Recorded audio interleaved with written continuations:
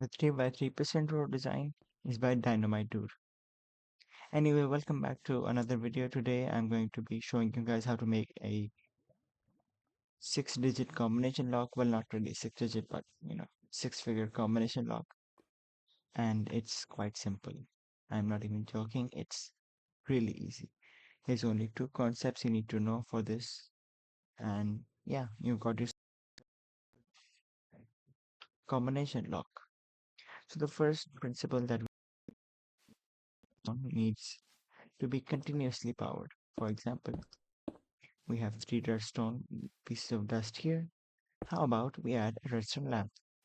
If we power, simple enough, if we power this redstone line, it will carry on all the way through. But if I place a block here, I am stopping the connection from this redstone dust to this redstone dust, which will turn off whatever I have here. Say I had a piston, that's quasi connectivity, never mind,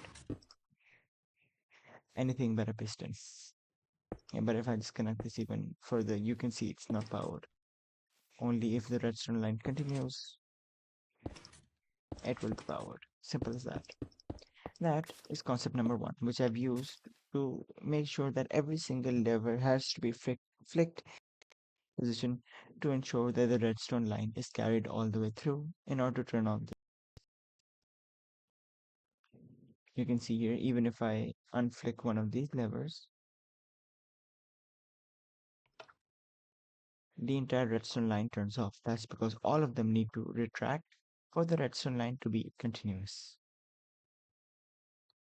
And if I just flick this off, we can see that this thing is now complete. Now you might be wondering, how do I make this into a combination lock? Surely every single piston should be deactivated. So just flick all the levers down. Well, that's not how it works. Or flick all the levers up to turn off the pistons. That is where rule number 2 comes in.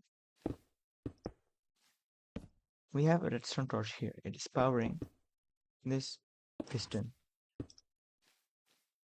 So this redstone lamp.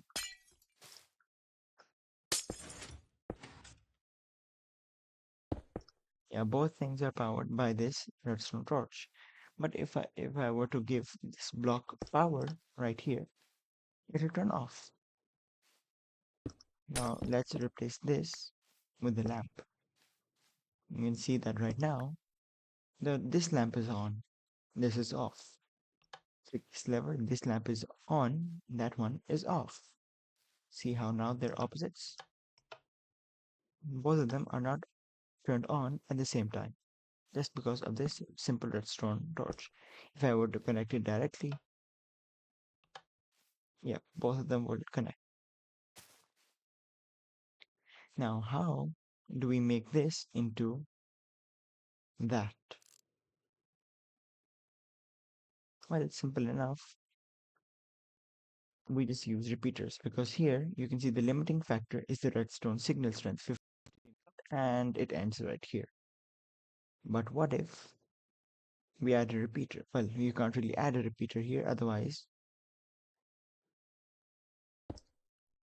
it's not connected. The redstone dust doesn't connect to the repeater directly, and it doesn't power the line all the way through. And if I were to add, let's say, another block, that would ruin the symmetry. That means I would have 6 redstone lamps, a 2-block gap, and another 6 redstone lamps. So to solve that, what I've done is the opposite. All of them are now repeaters because repeaters going into a block will transmit power all the way through. You can see that the redstone line is continuous, which is why this is on. If I were to even unflick one of the levers, it will prevent the entire repeated. Simple as that.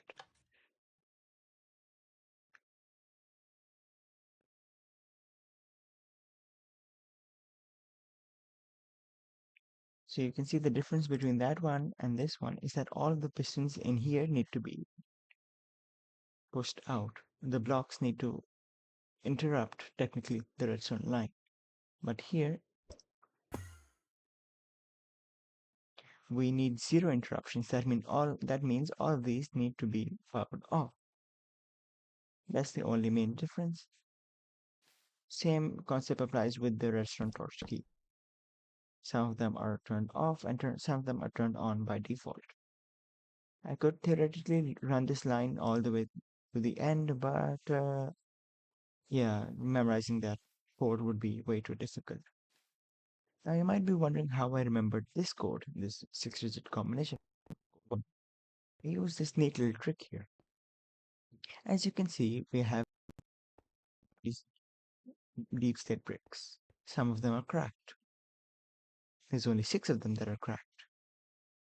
And the more you look at it, the more you realize that this is actually the combination lock. You can see from the two of these, this one is down. That means this lever needs to be facing downwards.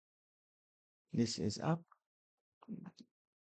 This lever needs to be facing upwards. These three are down. And so are these three levers, which means this one is up.